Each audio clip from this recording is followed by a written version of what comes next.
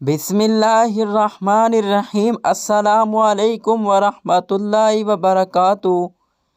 اولاد نرینہ اور رزق کے لیے آج میں آپ کو وظیفہ بتانے جا رہا ہوں۔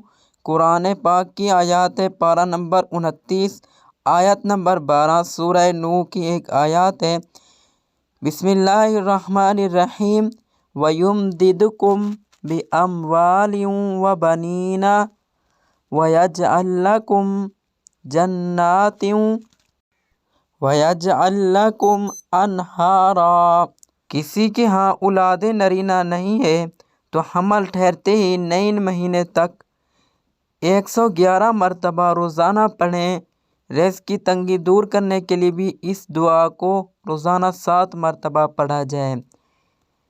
اولاد نرینہ نہیں ہے تو حمل ٹھہرتے ہی اس آیات مبارک کو 9 منتھ تک آپ نے 111 مرتبہ پڑھنا ہے روزانہ، اور رزق کی تنگی کے لیے آپ نے 7 مرتبہ پڑھنا ہے روزانہ۔